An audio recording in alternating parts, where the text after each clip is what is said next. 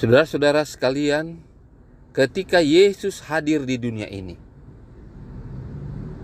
Dia memberikan teladan kepada manusia, kepada murid-muridnya, kepada umat-umatnya, apa yang harus dijalankan untuk mempertahankan dan mendapatkan keselamatan itu. Salah satu dari banyak hal yang Yesus ajarkan ketika Dia mengatakan di dalam Matius pasal 5 ayat 17. Yesus berkata, "Janganlah kamu menyangka bahwa aku datang untuk meniadakan hukum Taurat atau kitab para nabi. Aku datang bukan untuk meniadakannya, melainkan untuk menggenapinya." Salah satu tujuan Yesus Kristus hadir di dunia ini, menjelma menjadi manusia, menunjukkan kepada manusia bahwa hukum Tuhan, hukum Taurat, kitab para nabi, semua petunjuk-petunjuk yang Tuhan berikan di waktu-waktu yang lalu sampai pada saat sekarang ini, tidak pernah ditiadakan, bahkan digenapi atau disahkan oleh Yesus ketika Dia hadir di atas dunia ini, bukan untuk menghilangkannya, menggenapi, mengesahkan. Lalu kata Yesus dalam Matius 5 ayat 18, "Karena aku berkata kepadamu, sesungguhnya selama belum lenyap langit dan bumi ini, satu iota atau satu titik pun tidak akan ditiadakan dari hukum Taurat sebelum semuanya terjadi." Jadi sangat jelas bahwa Yesus datang bukan untuk menghancurkan, menghilangkan, meniadakan hukum Taurat dan kitab para nabi, tetapi Dia datang untuk mengesahkan, menggenapi apa yang dikatakan oleh hukum Taurat dan kitab para nabi.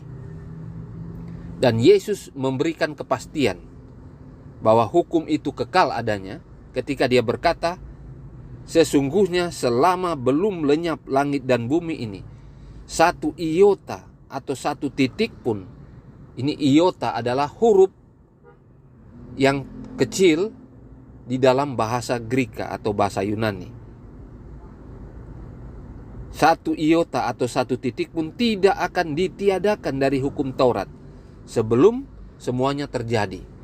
Ketika Yesus Kristus berbicara tentang nubuatan yang dinyatakan para nabi juga,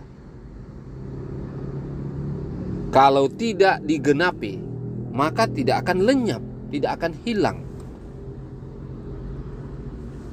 Yesus katakan di ayat yang berikutnya dalam Matius 5 ayat 19, "Karena itu siapa yang meniadakan salah satu perintah hukum Taurat, sekalipun yang paling kecil, dan mengajarkannya demikian kepada orang lain, ia akan menduduki tempat paling rendah dalam kerajaan surga. Tapi siapa yang melakukan dan mengajarkan segala perintah hukum Taurat, ia akan menduduki tempat yang tinggi dalam kerajaan surga." Jadi ada satu janji sekaligus hukuman akibat tidak menjalankan hukum Taurat tadi. Yang menjalankannya akan diberikan secara khusus kehidupan di dalam kerajaan surga, kehidupan kekal, mewarisi kerajaan surga. Tetapi yang meniadakan sekalipun kecil, ya, jangan berharap dia berada dalam kerajaan surga. Jadi Yesus Kristus mengkonfirmasi, memastikan bahwa hukum Taurat, di mana di dalamnya ada hukum kesehatan, ada hukum moral 10 perintah Allah secara khusus, dan juga ada hukum tentang Ka'bah, ya, tentang upacara Ka'bah. Yang ditiadakan itu adalah upacara Ka'bah, hukum Taurat, upacara Ka'bah.